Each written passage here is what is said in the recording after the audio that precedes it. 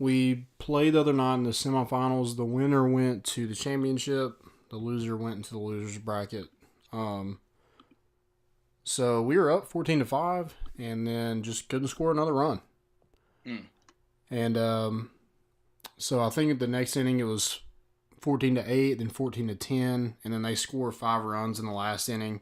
So we got to bat again. And the first 2 guys got out, and of course I'm the third guy. So with 2 outs, I have to get on base. And I smoked one in the gap. I won't lie, I smoked it. I rounded first, and I'm like, okay, I'm definitely going 3.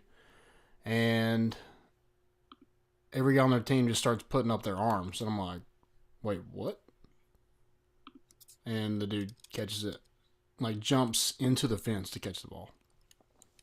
It hurt. Yeah, it sounds soul crushing. Yeah, that is. Hey, we got to win Tuesday, and then we have to win 3 games on Tuesday to win the whole thing. You have potential to play 3 games? Yeah, so we'll play 6 o'clock, 7 o'clock, 8 o'clock. Oh, okay, that's not that bad. Yeah. I imagined you being there until 11.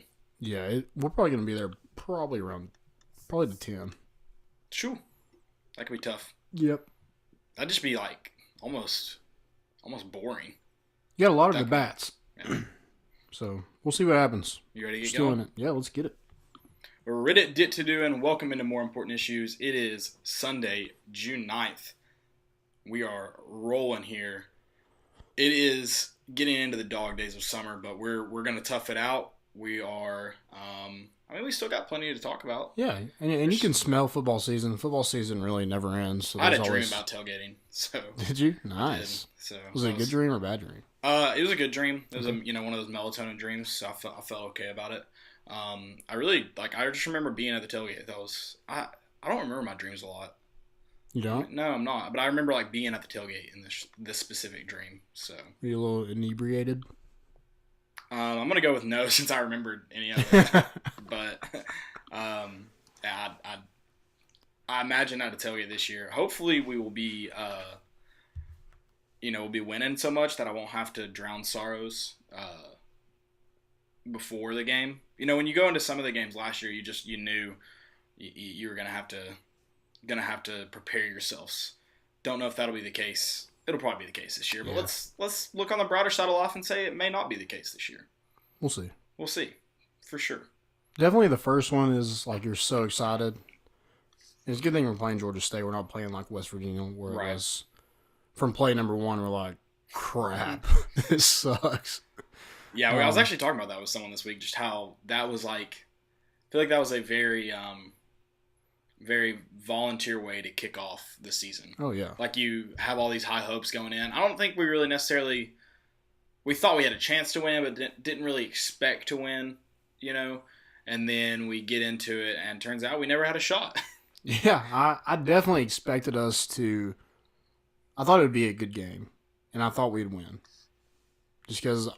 That's a Tennessee in you. Have right. There's it's chance. Yeah, and I'm just Big 12, they're not that good at anything, but yeah, they were pretty good. I mean, we were bad, but yeah, they were pretty good. Yeah, if Will Greer hadn't played a Heisman candidate that game, that would have helped too. But he also played our defense, which assisted in.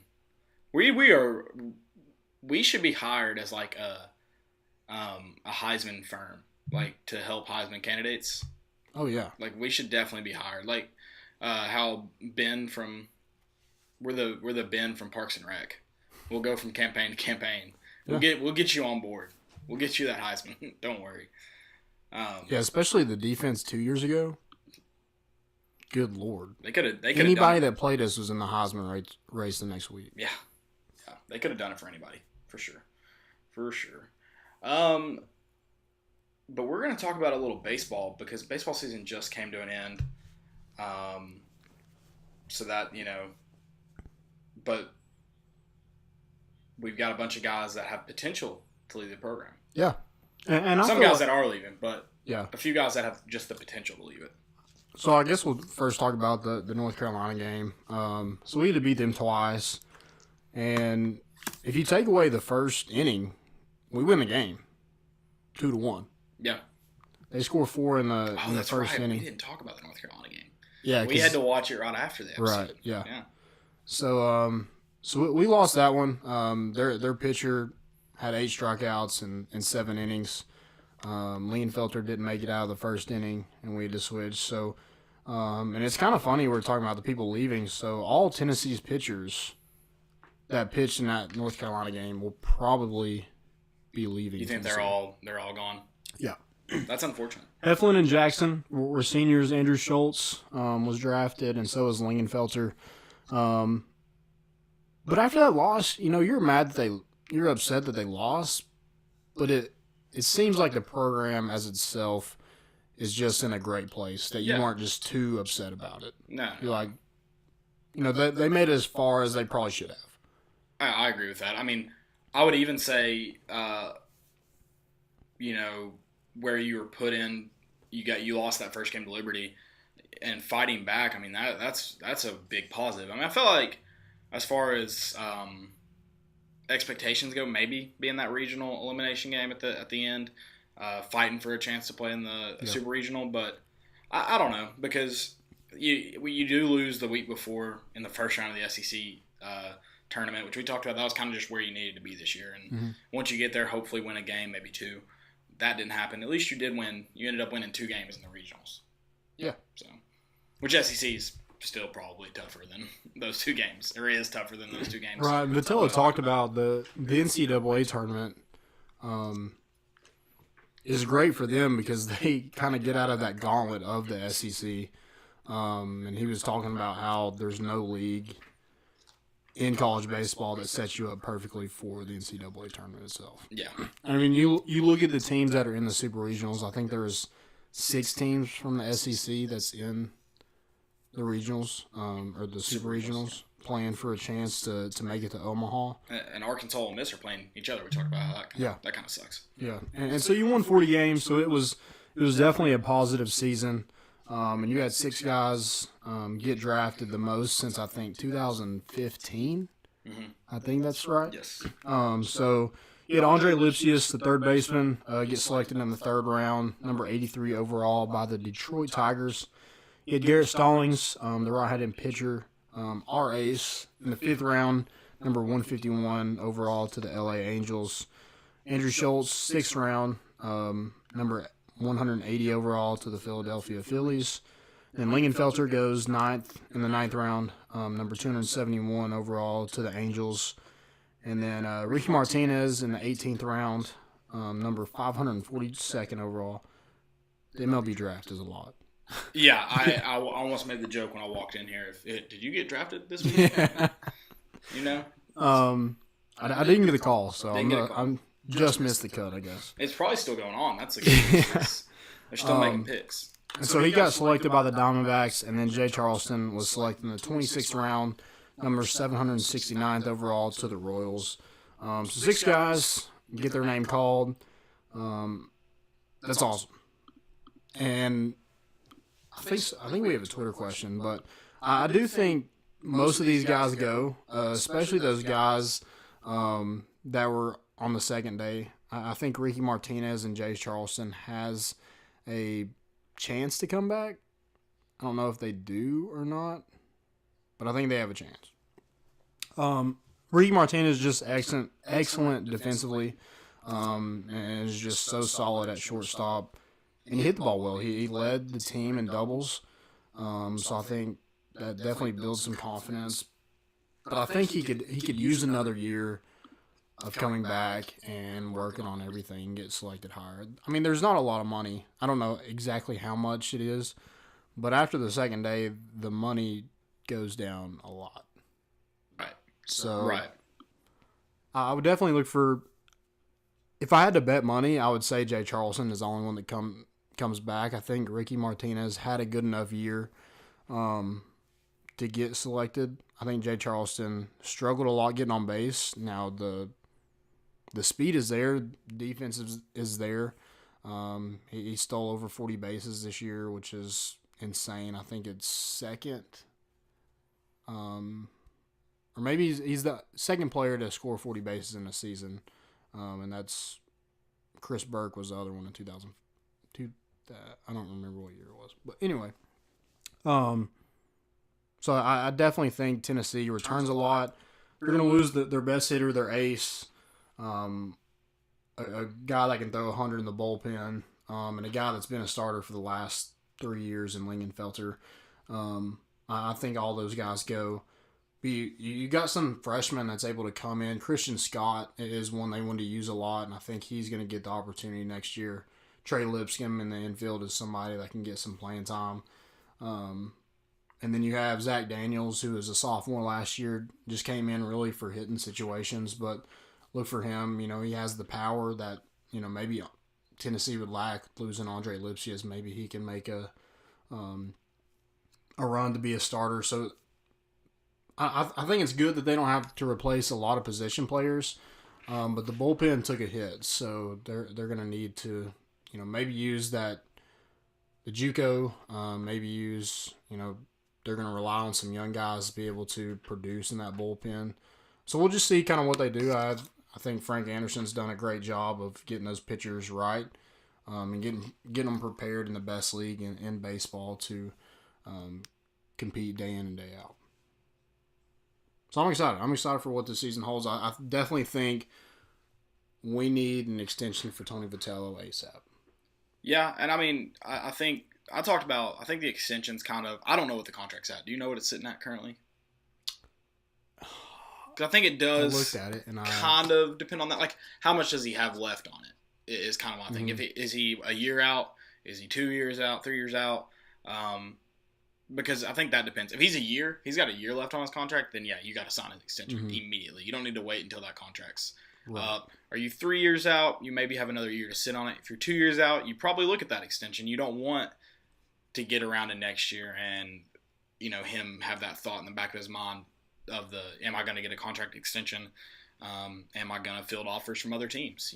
So I think that's a lot to do with it. I think if I remember correctly, he has 2 years though. So I think it's definitely something to look at. And he is already getting paid pretty good money. Not much. I mean, how many other programs can afford to pay him much more is the good thing. Right. So I think it definitely depends a lot on that. But man, you talked about how this program's in pretty good shape to move forward, continue moving forward. And that's a positive. I don't know how you could be upset with the guy and his staff right now.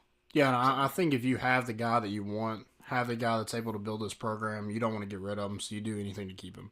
And I think that's what we did with Rick Barnes as well this year. Yeah. We didn't want to start over, so we went and paid him exactly what he wanted. So I think the same goes for Tony Vitello as well. Oh, absolutely. I don't disagree with that. You definitely don't want to start over, especially with what Vitello has done with this team. You want to keep trending up at the moment. So that's that's a decision you got to make.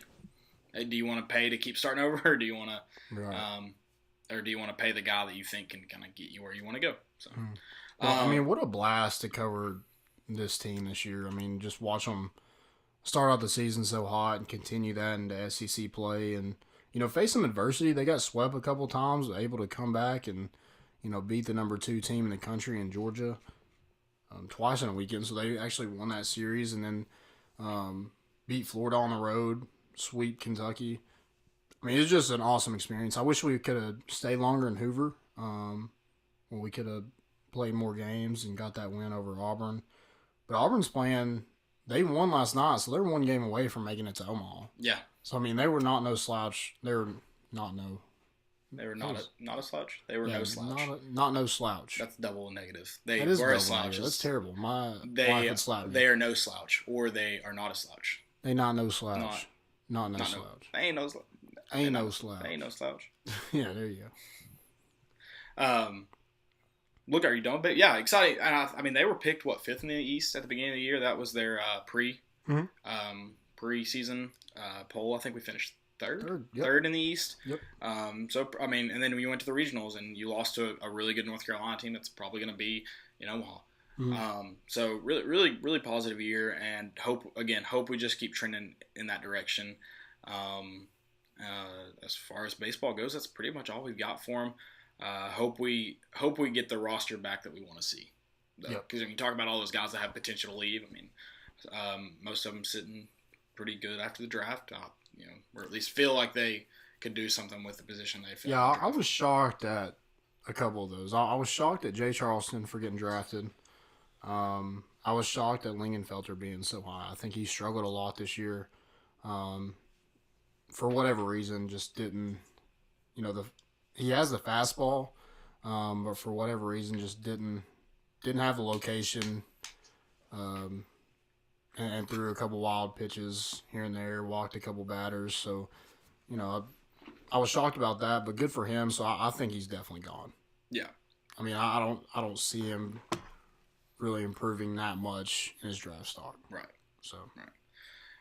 Let's move over to some football and talk summer enrollees. We talked about it a little bit last week, but we've now gotten their official numbers, and we've had some Twitter questions involving the early enrollees. So we're going to talk about that a little bit. As far as numbers go, I've got them. You want to read them off? You got them right there too. Yeah, I got them. Go for them. Okay.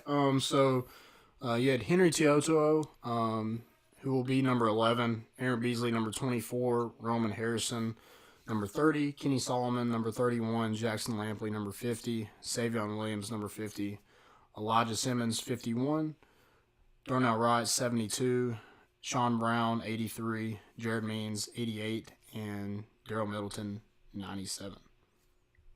It's a lot of guys. Yeah. I mean, Getting this class in here. Yeah, we talked about it some last week of all these early enrollees that we had and the talent that was in there. There's a lot of talent in these summer enrollees as well. Absolutely. And a big class, especially, I think defensively is definitely where the bulk of the enrollees in the summer are. Mm-hmm. So, I mean, we do have a Twitter question. Let me find where that actually was. Yeah, so Revolver at DLR51 says, who will make an immediate impact? I think there's a couple guys. I think there's a lot on this list that has a chance to maybe build depth at different areas, especially offensive line and defensive line. But I think guys that are able to come in and probably have an immediate impact and fight for a starting job, I think it's obvious Henry Teoto will. I think Roman Harrison has the ability to do that also at outside linebacker. I think it's set up well for Elijah Simmons and Savion Williams to have a chance on that interior defensive line to get some playing time because there's not a lot of depth there. Mm-hmm. And depth's like one of the bigger keys you're looking to build currently. And I think other than Emmett Gooden, there's not a lot of guys that had played a ton at that position. Yeah. So I think that's kind of up to grab for those defensive tackle spots. It's probably going to depend on what kind of defense we run, what kind of sets we run, and different stuff like that. But I feel like those two guys definitely have a chance to become a starter. Yeah. And then I think it's obvious Darnell Wright is probably already a starter right now, so I think he'll definitely be. Yeah, that's kind of what I want to say as far as immediate impact goes. You mentioned how there's several guys that definitely have the potential to make an immediate impact. I think the biggest immediate impact you're going to get is Darnell Wright, because it's that offensive line, that really, really high needs area currently, and he's, one of the top in the country coming into this into UT. And I think that's, as far as summer enrollees go, that's the guy I think you look to make not only an immediate impact, but probably the biggest immediate impact. And then after that, I think I like Savion Williams, just coming from JUCO, at least, playing a little bit more than some of these high school guys. I think I like him after that. Still not wearing sleeves. Still not wearing sleeves. I don't know what he's going to do on the football field. They're going to cut his pads off at the chest, I guess. Because he can't be comfortable for him to go from not wearing sleeves at all to pads. Yeah. Can't be. But I like. He didn't wear pads. No, I like Henry Teoto as well, just because of the depth thing. I don't think he'll start. If he does, maybe towards the end of the year. But that depth, I think he'll get plenty of playing time and have a chance to make an immediate impact. Yeah. I'm excited to what this class brings. A top 15 class in the country. And you got, like we talked about before, you got guys that that you need. You got position of needs. You got guys. You got big bodies not just, oh, we'll get this guy because he's a 4-star, but he doesn't fit our system whatsoever. You got guys that's able to fit in the system you're trying to run here. So I'm excited. You did the JUCO route. You got Middleton and Savion Williams, and also in this class you had D'Angelo Gibbs and Aubrey Solomon. I mean, they're early enrollees. Will they be eligible? I don't know. Still waiting. Right.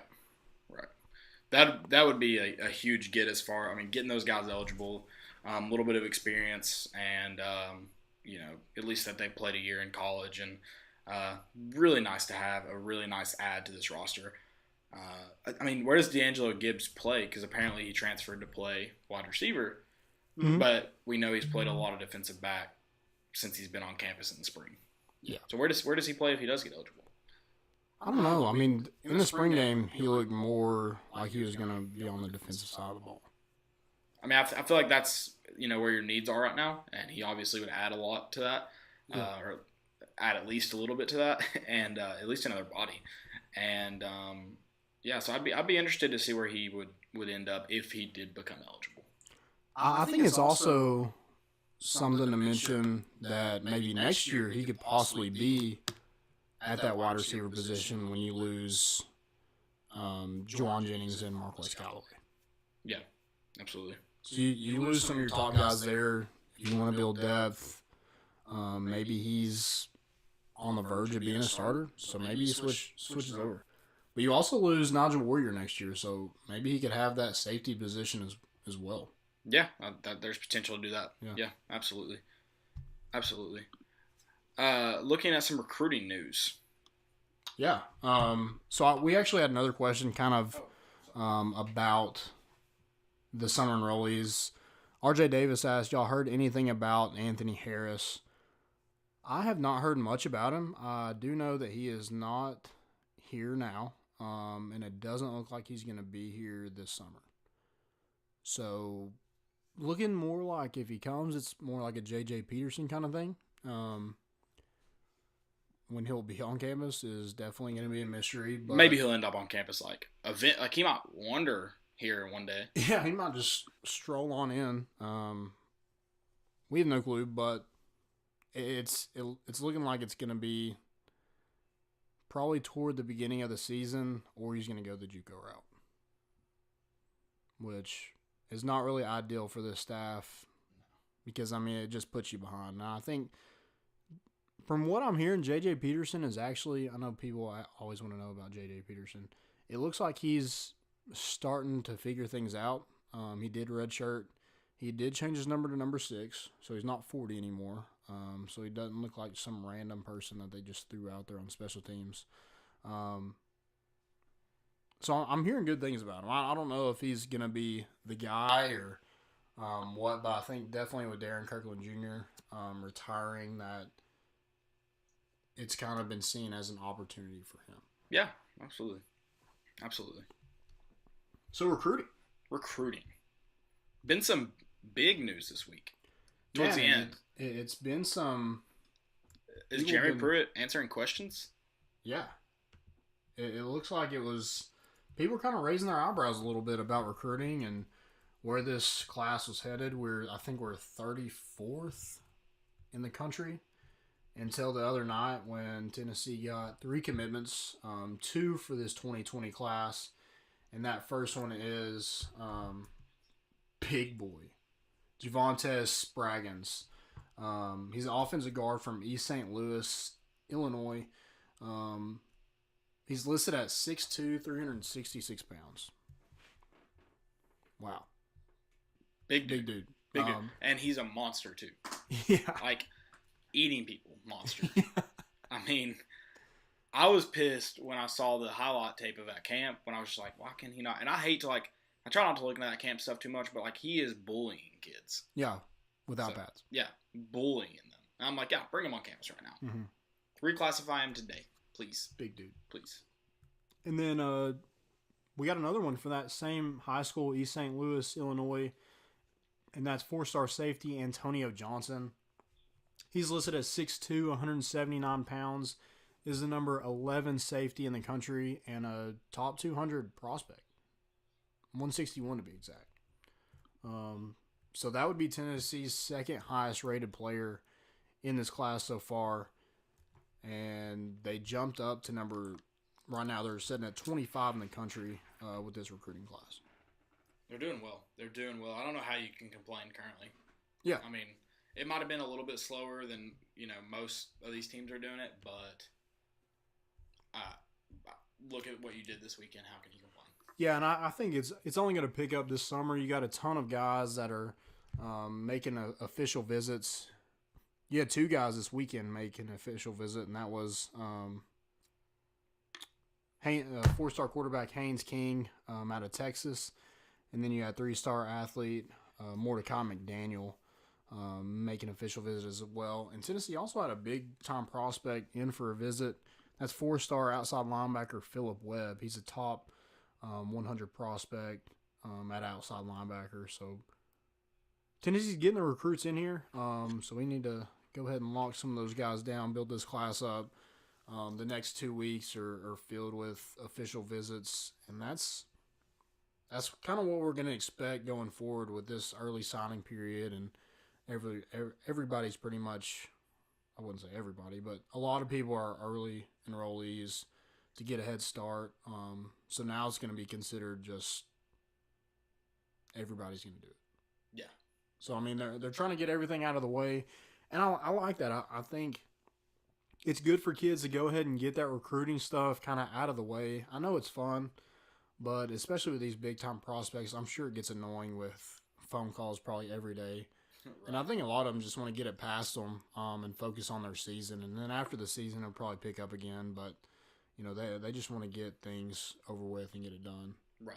In the summer when they have time to travel and, do all these visits and everything like that. So, but we got another commit also. I didn't mention. He's yet to play a high school game. Yeah, and I love that we got bashed for it. And it's like he already has offers from A&M, Alabama, Mississippi State. There's another big one. Georgia. Yeah. It's like so we got bashed because the guy liked us and committed. Yeah. What if he had committed to Alabama, Georgia? Like, what do you say then? I'll say this. I mean, I do kind of hate it, but at the same time, it's like if the kid's really fast, yeah, he's probably not gonna get slower, probably just gonna get faster. Mm-hmm. And I mean, I don't know. It's not like probably the offer's not official either. It's probably just like if you are this good, yeah, by the time you're a junior in high school. So I'm not looking too much into it. I don't understand it. Yeah, I mean, I'll never not accept a commit. Right. So anytime a kid wants to come to your school, you're like, okay, cool, come on. So that was Tony Mitchell out of Alabaster, Alabama. He's not rated yet because ratings only go to like 2021 right now. And he's the class of 2023. So he's got a little bit. He's got his 4 years of high school still yet to play before he can put on any kind of uniform. But right now he wants to pick Tennessee. I like it. So we'll take it. Let's do it. Let's ride today. Any other recruiting news, recruiting updates? Basketball, kind of a little bit. I think Tennessee is right in the mix for Kerry Blackshear. Very interesting. When he first kind of came on the market after announcing his transfer, we kind of, our ears perked to him. I think Tennessee threw the name in the mix there, and then he declared for the NBA draft. But now has withdrew his name, so back in it. Which I think everybody kind of assumed when he declared that he was gone, like he was for sure going. So very interesting to kind of get a second chance at him. Yeah. It's good stuff. It seems like Tennessee wants to get him on campus probably sometime this week. So we'll see kind of how that. I think Tennessee was definitely going to be relying on their guards next season, but maybe with him we're able to keep that paint presence going. We'll see. Yeah, absolutely. You ready to rank some SEC coaches? Let's do it. So are we going to do the West next week? Is that we can do the West next week. Yeah. Okay. Yeah, that's cool. But this week we're going to do the East coaches, which is kind of a depressing. We should have waited a couple of years for this because I hate where we have to put our coach. So yeah, I really do. But I feel like it has to be done. Let's start at the top though. Okay, I did kind of my rankings off recruiting, obviously the season, and kind of the expectations going forward. Yeah, so I did mine off. Recruiting was definitely mixed. Expectations not necessarily going forward, but kind of what your team was expected to do. Yeah. So kind of that in the mix, and then obviously what your record is. So Yeah. Sure. but I had Kirby Smart at the top. I don't know how you can't have him at the top currently. Mm-hmm. He's pretty much dominated every team he's played, just about, and done really well as a head coach so far at Georgia. Yeah. So I don't see him necessarily slowing down anytime. I think teams are catching up to him, but I don't really see Georgia slowing down. Yeah, I want to see, especially with them recruiting so well. I definitely want to see. They're not just like dominating like Alabama, and it's kind of making me wonder about it. They are dominating the East teams for the most part. But. Right. Yeah. But I think Florida's kind of right there too. With I think Florida. I think even as far as South Carolina program goes, they're like a good recruiting class away from probably beating a Georgia team. Yeah. Missouri. I think Missouri has a good shot at them this year with Kelly Bryant. Their receivers can do anything for them. But I don't feel like Georgia's like head and shoulders above everybody at the current moment. No. But they are number one for me as well. Kirby Smart. Yeah. And then number two, I don't want to say it, but it's Dan Mullen. It is Dan Mullen. I mean, look at what he did at Mississippi State. His head coaching record has, it speaks for itself. Not a lot of people are going to do what he did at Mississippi State. I mean, that's just the way it is. And he's done all right at Florida. This offseason, has been quite a roller coaster. If they have a good year now, I think you have to just kind of be like, yeah, he's a really good coach, period. Somebody tweeted at me and said Dan Mullen looks like a nematode. And I thought that was hilarious. Look at a nematode again. But, I'll just make fun of him, so I'll agree with it for now. Yeah, he's definitely a weird dude, but he seems to always get the job done. He's... look at what he did with Philip Franks this year. Yeah, that man is terrible. Crazy. Yeah, man, and he, like you said, we should run a business for Heisman candidacy. Yep. Yeah. Felipe Franks. Tennessee Volunteers. We will win. We will put the you opposing quarterback a Heisman. Yeah. And you can mark it. Oh God, that's awful. Yeah. Number three. I struggle with this one, but I did struggle with this one, but I think for now, you have to go Barry Odom. Oh. At Missouri. There's just, I think you could talk about him and Will Muschamp being back and forth, and Will Muschamp's even like a weird one. But who else in the East can you really definitely put above either of them? Yeah. And that's why I just went with Barry Odom. I like what he's done at Missouri. They've been pretty consistent, and especially since they've been in the SEC. Surprising, done really well since they've been in the SEC for what their expectation. You talked about those expectations. Done really well for since they've been in there. I feel like he's number 3 right now just because of I don't want to be mean here, but not so much what he's done, but kind of what the others have failed to do. Yeah. So my number 3 is Will Muschamp. Yeah. And I think it's one thing is Tennessee can't beat him. And he puts together great recruiting classes. A lot of that is from Brian McClendon, but he hired the man, so he gets the credit as well. So I think Will Muschamp is definitely at that number 3. Yeah, and you talk about how Tennessee can't beat him. He did all right at Florida. Yeah, Florida just has high expectations, and he didn't meet those expectations. But he did decent at Florida. And he's not going to lay down to any donor or anybody that's probably higher than him in the athletic department. He's probably going to do his own thing, and I think that might be a reason that he didn't last at Florida as long. Yeah, because I would definitely rather have Will Muschamp than Jim McElwain. Yeah, 100 times over. Oh yeah, no, I 100% agree with that. I also looked up Barry. I didn't remember when Barry Odom got to Missouri, but he was the defense coordinator. I guess it was their second year in the SEC championship game. So okay, yeah, because they won the SEC East their first 2 years in the SEC. Yeah. People forget that, but it happened, unfortunately. I've got Will Muschamp. I flip flopped. I don't know if I flip flopped with you, but I've got Will Muschamp at number 4. Okay. Number 4, I have Mark Stoops. Okay. And Kentucky's not been that great, but I feel like they they're putting together a decent recruiting class. And last year they had the best year they ever had. So I'm going to put him at number 4 right now. I don't necessarily think their program is. I mean, Tennessee obviously beat them last year, but just kind of what his expectations are at Kentucky, I think he's done a better job right now. Okay. I'll get into my feelings about him in a minute, but after Will Muschamp, I hate to do this, but I got to go Derek Mason. Okay. You talked about that recruiting thing, and he does lack he lacks recruiting a little bit, but his hands are tied because of the school he's at just a little bit. And I feel like he recruits pretty well for where he's at. Yeah. And then, he doesn't recruit as well as other teams and still plays them and beats Tennessee. And I just feel like he exceeds what his roster allows him to do. Mm-hmm. And that's why I've got him there. So you got him at 5? Yeah. At 5, I have Jeremy Pruitt. Okay.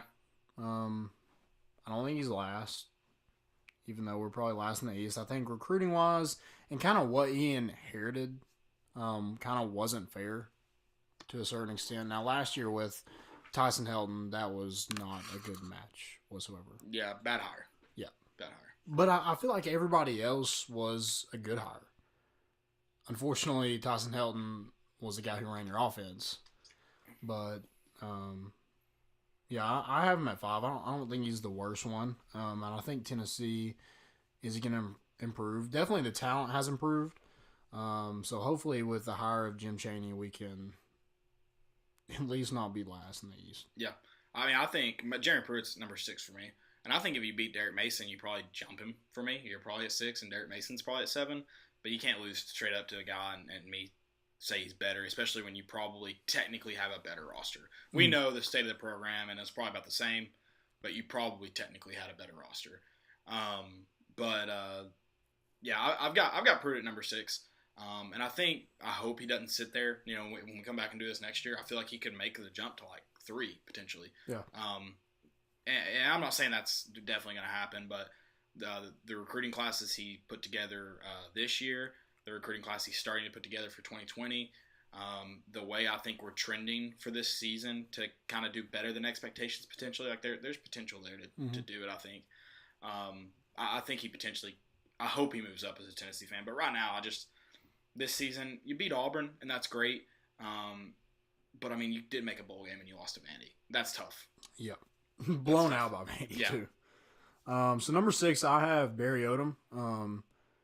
And I think he could flip-flop with Jeremy Pruitt, and I wouldn't think twice about it. But I do think he inherited a great quarterback in Drew Lock. Yeah. So I feel like Jeremy Pruitt and Barry Odom are kind of up there. I think Jeremy Pruitt definitely has better recruiting than Barry Odom, obviously. But kind of where do these two teams go? Like you said, you have Kelly Bryant at Missouri, but you have that bowl or that postseason bowl. You do have the postseason man. Yeah. Postseason man. Yeah. Yeah. That's a good point. So, and it was under his watch. Whether it was like his fault or not, I don't know. I'm not going to get into all that, but it was under his watch, so I think he should be penalized for it. Maybe I don't know if that was the way to go. Just the 2 years bowl ban. I mean, as far as I know, that was a bullshit bowl ban. Like when I read it, was a tutor that did it with like 5 student athletes. Yeah, they weren't all football players. Right. That's why I think basketball has a ban too. Right. And they fired the tutor and self-reported. So I don't understand the ban. Yeah, especially like. I mean, over 5 kids, maybe you mark them ineligible, but yeah. I mean, that goes back to last week when we talked about TSSAA. Yeah. The coach made the mistake. Yeah. Find a way. If you're gonna do that, punish them. The tutor for this instance is the one who did it, and they fired the tutor immediately. Yeah, and then self-reported instead of just firing them and being like, all right, let's do something. They self-reported after that. It's like. I feel like they did everything you wanted them to do. Right. So it's kind of confusing to me, that whole situation. But I was hoping that would keep Kelly Bryant away, and it didn't. So, whatever. Yeah. So, I mean, good for them. I mean, getting recruits in there, even with that postseason ban. Yeah. So, I've got Mark Stoops as my number 7. Okay. And see, my view of this Kentucky season was different. Best season in school history. You couldn't get to an SEC championship game. You couldn't beat Tennessee. And then on top of that, you lost to Butch Jones too many times for me to call you a good coach. That's so true. that's my point of view on it. I think I think there's a way to view that as they had the best season in Kentucky history because obviously it takes good coaching to have that, and they did have a good season. But you still lost to Tennessee, and you didn't get to an SEC championship game. So like my view of the game or my view of their season is just a little bit different. They did win a bowl game though. They did win a bowl game. They play a Big Ten team. Penn State. Yeah, that makes sense then. Yeah, that's why true. they did it. But I mean, it's a better. Butch Jones beat 2 Big Ten teams. It's a better Big Ten team than we beat. Yeah, that's true. So, I mean, maybe not. That Iowa team was supposed to be really good that year at the Tech Center. So, but we made them not look so good. No, they looked atrocious. Yeah. So my number 7 is Derek Mason. You know, I just hate Vandy, so that's probably a big reason why I picked him at 7. That's fair. Yeah, I don't think there's very much expectations at Vanderbilt. Right now you're better than Tennessee until we prove otherwise. But I just don't like Vandy, so I guess that's why I got him last. I mean, that's fair. Blow a fart towards Vandy. I don't care. Yeah, that's fair for sure. I don't. You can't disagree with that. Yeah, you can't. Moving on to some NBA Finals talk. I am loving it because I just don't like the Warriors dynasty. I'll be honest. It's nothing like personal against any of the Warriors. Like, I don't necessarily dislike any of them. I guess I'm annoyed with Steph sometimes, annoyed with KD sometimes, but like overall, I don't hate any of their players. I just want to see them get beat and get beat by someone not named LeBron. Would be nice too. Yeah, I think it's cool. I think they ran. If I were to bet on it, like before all this stuff with KD's calf or something was, if I were to bet on it, I'd say the Warriors sweep them. I think they have more talent than anybody in the NBA by far. And even without KD, they probably still have more talent. I mean, without KD, they have the best record ever in a season. Yeah, 73 wins. So, I think some of them are knowing that this is the last season they're going to be in Golden State, and they just don't have the bench anymore to be able to compete with. Right. Toronto has an excellent bench. They have Van Vliet. He's good. They have a lot of great role players, like guys who had experience. They have Marc Gasol, Danny I feel like that Green. Marc Gasol is a big one that I guess people talk about it, but not like I don't feel like they act like it's as big of player as he is. Yeah, he definitely is. Yeah, and then Siakam will probably win most improved player. Kyle Lowry has been there. He was kind of the face of the franchise until Kawhi Leonard came. Yeah, exactly. And then Leonard is Kawhi Leonard. That man is the funniest person. I feel like he does it now to be a meme. See, I think he's just a weird dude.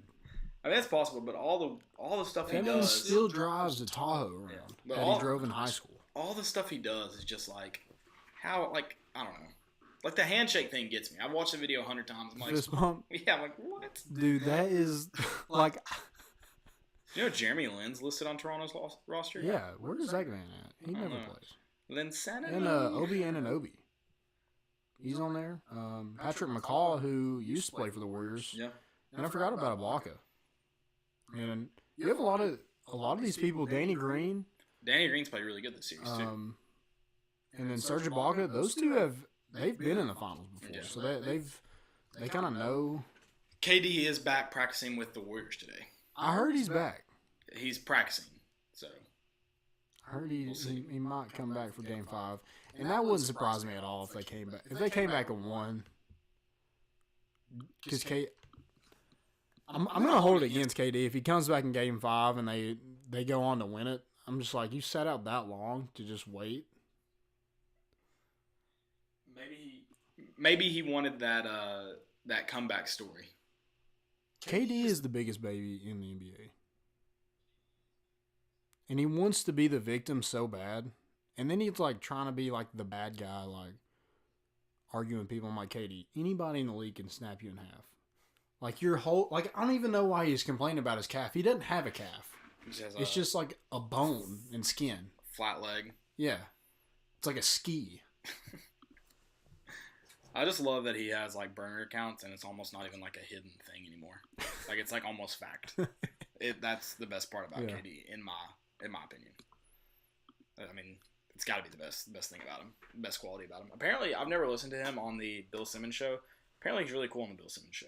I just don't see it. Yeah, I just don't see it. I used to like the man, but I think that was, and I'm going to say this forever, I think it was definitely a baby move to join the Warriors. I don't like the move. I mean, I guess you get your rings and go on, and maybe you do like Steph, and I don't know. Maybe I don't. But I feel like you almost like went to the like you were up 3-1 on the Warriors. And he made a deal behind closed doors, man. And then like, okay, I'm going to join the Warriors. Yeah. Wait, what? He made a deal behind closed doors. So. And then Boogie shows up.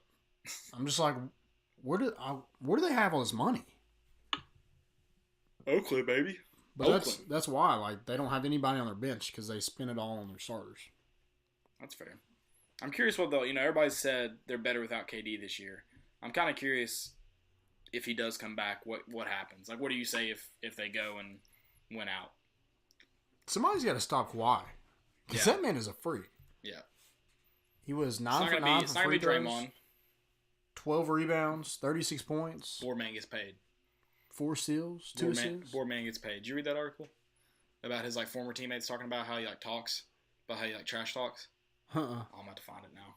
You can keep reading the stats. I'll see if I can find it. That's hilarious. But apparently he would I can't remember who all they interviewed, but they'd be like talk about how he like talks trash in the weirdest way. Like whenever like he'd guard him in practice or in games, he would just say no all the time. Like they'd try to like get by him with a move, he'd just be like no, no, no, all the time. And then like if he made it, he'd just go bucket. Like that's how he'd talk trash. And then when he'd get a rebound, he'd yell board man gets paid. He never smiles. Board man gets paid. The only time he smiled is when he laughed, and everybody got on camera, and it was like the biggest video going around. So I think that's why he doesn't smile anymore, because everybody made fun of him when he laughed. That laugh. Yeah. Oh my God, that laugh is terrible. I loved his answer. Did you show it to me where he's like, why don't you ask someone on the street? Yeah, he was like, what do you think about, how do you think the people feel about Canada and all this stuff? He's like, honestly, don't know. You should maybe go ask somebody on the street. I mean, he's got a good point. You like, probably should. But yeah, I mean, that's... But he's like dead serious. Yeah. Like, if anybody else would have said it, they'd probably laugh. Maybe you should just go ask somebody on the street. Oh. He's just like, yeah, I don't know. Board man gets paid. It's so weird. Board man gets paid. I love it. The claw. Most important of the week, besides he wears New Balance. That's funny. That is good. That's the best part about him, actually. Most important of the week. Most important. Vanderbilt's Kumar Rocker. I hate you. Was that yours? Yeah. Oh, I'm sorry. It's okay. Strikes out 19 and throws the first no-hitter in Super Regional history. The freshman is the son of Tennessee assistant coach Tracy Rocker. 19 strikeouts. That's insane, man. Yeah. That's insane. And I want to point out, Duke beat Vanderbilt 18-5 the day before.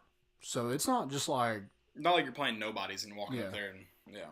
And it's in the Super Regional. Yeah, and they scored 18 runs, and you struck out 19.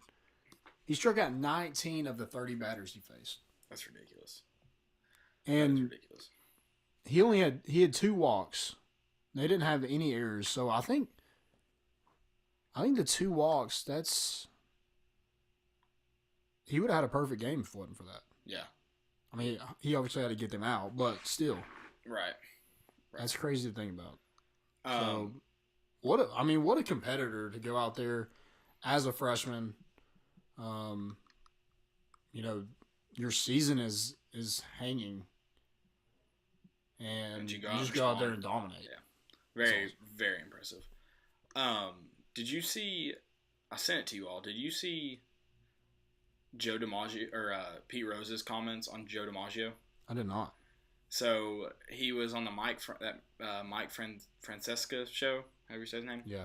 And I guess he's telling stories, and he talks about changing with Joe DiMaggio or whatever. And he said there was a man hanging from his penis. I need to find it was fantastic. It's one of the best. Here we go. Was it on Barstool? No, Mike Francisco show. On a tour. Yeah, 23 days I lived with Joe. And it's so hot you can't sleep, and all of a sudden Joe says, I got to take a shower. I said, Joe, we're not downtown Saigon. We're in the damn middle of the jungle. He said, I don't give a darn. I'm Joe DiMaggio. I got to take a shower. So the only way you could take a shower there is a guy had to get up on a chair, me, have a bucket of water, pour it into this canvas thing, pull the chain, and the guy underneath took a shower. I gave Joe DiMaggio a shower. Now, the best way to describe Joe DiMaggio is he was a penis with a man hanging from it. I mean, that is the best. That's great. I've never heard that before. And coming from Pete Rose, I mean, what a line. That's great. I'm sure he's done a couple lines in his day. Oh, yeah, easy. Yeah, for sure. For sure.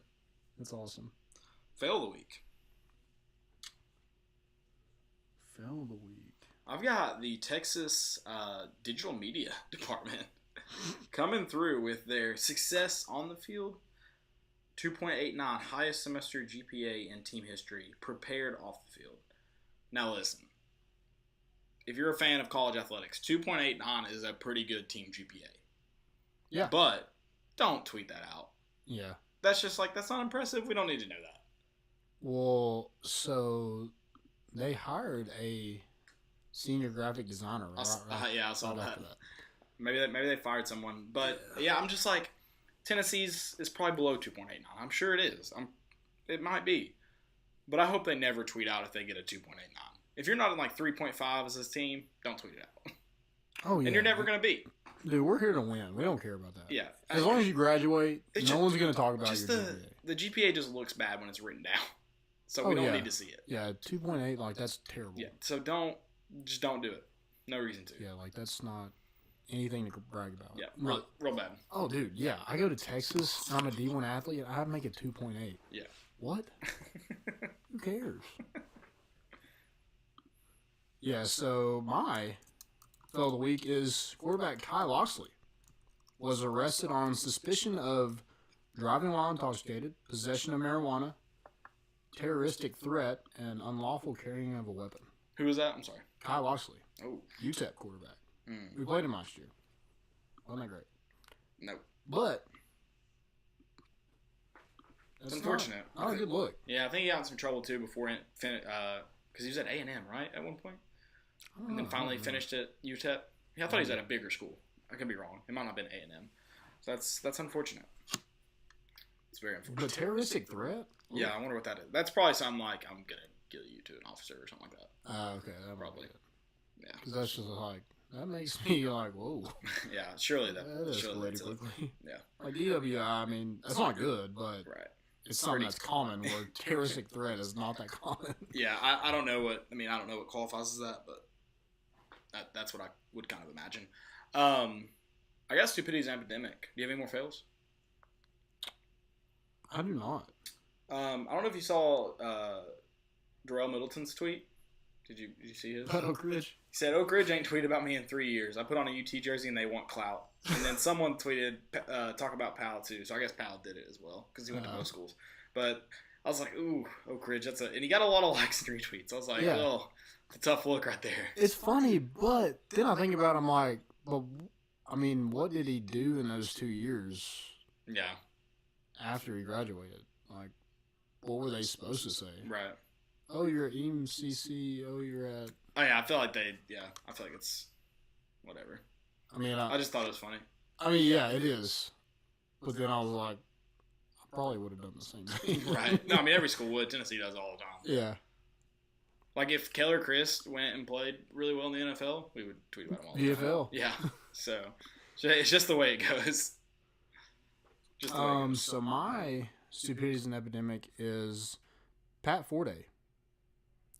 He says, is a 2023 prospect too early to extend a scholarship or make a commitment? Apparently not. Tennessee gets football commitment for 14-year-old Tony Mitchell. This guy's verified. I think he does writing for Yahoo. But I'm just like, don't come at Tennessee. Like you said earlier, don't come at Tennessee when he's got offers from like half the SEC. If he wants to come to Tennessee right now, whatever. He's probably going to be one of the top. I mean, if he's got these kind of offers right now and he lives up to the expectations that he has, then he's probably going to be one of the top players in that class. Right. So in 2 years, he's still committed to Tennessee. Oh, yeah, great job recruiting by Jeremy Pruitt. Yep. I mean, it's just, trying to, I guess, poke the bear that is Vol Twitter and kind of add to the fire that is Tennessee athletics currently. So, yeah, it's very annoying. That's what I was talking about, though. Like, why call out Tennessee like that when other schools did it and we just happened to get the commitment? Yeah. I don't know. Oh, another thing. Somebody sent me a picture of one of my most embarrassing moments was when I had to take a dump in a bar that did not have a door on the stall. Wait, what now? Sorry. So the door in the stall, they didn't have a door on it. Where's this at? At the bar in Miami. Oh, yeah. So it didn't have a door, and then the actual door to the bathroom did not lock. So my buddy just stood in front of me while I think you should have just pooped it out. Should have just done it. Well, two people walked in, and they were all just like, they'd all look in and just be like, what the hell? I mean, I've seen guys do it at Cool Beans, and that one used to not have doors on it at all. Yeah, I mean, or like it used to just be a toilet for a little while. Well, see, it was bad because the girls and boys like bathrooms face each other. So once they opened the door, all the girls could like look in and just see you shitting. Yeah. Yeah. So it was very embarrassing. But I got a picture of so Phil of the week. You? Me. But Phil of the week for not putting the door to poop at a club. Yeah, for not putting the door on the stall. And putting a Mexican restaurant right next to the bar. Were you eating the Mexican? Like, did you just leave the bar, go eat at the Mexican restaurant, and come back? Or what happened? No, so where did we? No, we ate at the mac and cheese house or something like that. I don't know. And then we went to the bar, and I was good.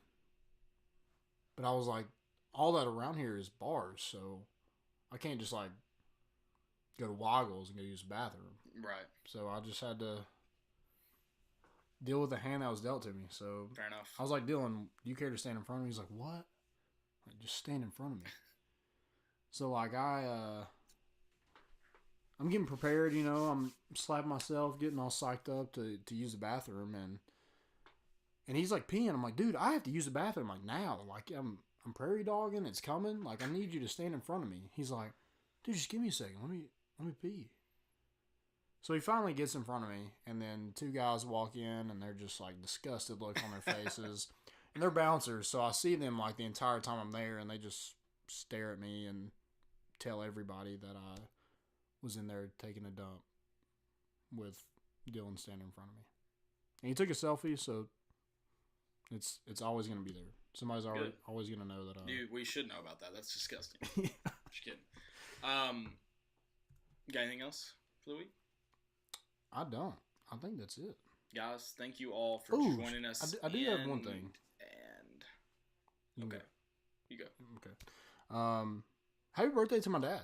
Oh, yeah. It's my dad's birthday today. Yeah, happy birthday, Tracy Raby. So the man, the myth, the legend, the mayor of South Knoxville, Tracy Raby. Happy birthday. He's old. Getting old. Getting up there. But he's still kicking. Always be young in my book. Yeah, he's no matter how old he is, he's still going to be able to work harder than me. So there you go. It's very true for both of us. That's all I got. I also just remembered that I had to tell you guys about my friends at MyBookie. Ooh. Ever since I started this podcast, people have been asking me for advice, and usually it's what team to bet on this week. The truth is, I don't know who's going to win, but if you think you know, you got to check out MyBookie. Remember, who you're betting on is just as important as who you're betting with. That's why I always tell my people to bet with MyBookie. Trust me, they're the best bet this season. They've been in the business for years. They have great reviews online, and their mobile site is easy to use. I would only recommend a service to my listeners that's been good to me. So I'm urging you to make your way to MyBookie. You win, they pay. They have in-game live betting, the most rewarding player perks in the business. For you fantasy guys out there, you can even bet the over-under on how many fantasy points a player will score each game. If you join now, MyBookie will match your deposit dollar for dollar, but only if you use the promo code ISSUE. It's promo code issue ISSUE. Visit MyBookie online today. That's MYBOOKIE. And don't forget to use the promo code issue when creating your account to claim up to $1,000 in free play. You play, you win, you get paid. Check them out, guys. It's baseball season, which is a really, really good betting season. If you're like addicted to just betting all the time, then go check it out right now. Have you done it? You done baseball yet? I haven't done baseball. I need to like watch and like study anybody anymore, but I want to get into baseball betting. Okay. I want to get into it. Well, I'd like to take a second to introduce our friends at SeatGeek. Let them take the confusion out of your ticket buying experience. Instead of shopping dozens of sites to find the best deal, let the Seek do the work for you. Their app scans the web for the best deals to your favorite game, concert, or show and rates them on a scale of 0 to 10 to let you know you're getting the best bang for your buck. A green dot, great deal. Yellow dot, good deal. Red dot, not so good deal. Use promo code ACAA to check out to receive $20 off your first purchase. That's two free beers on them. What are you waiting for? Go get it, guys. Beer's coming in Elon. Yep. Do it now. That's promo code ACAA for $20 off your first purchase. SeatGeek. Life's an event. We have the tickets. Guys, go check them out. They're awesome. The website is easy to use. And I already got my $20. Ooh. There you go. So, nice. 2 free beers Good on win. them. Nice. So, Thank you all for listening. We appreciate it. I love you. and we're bringing the boat in, and we out.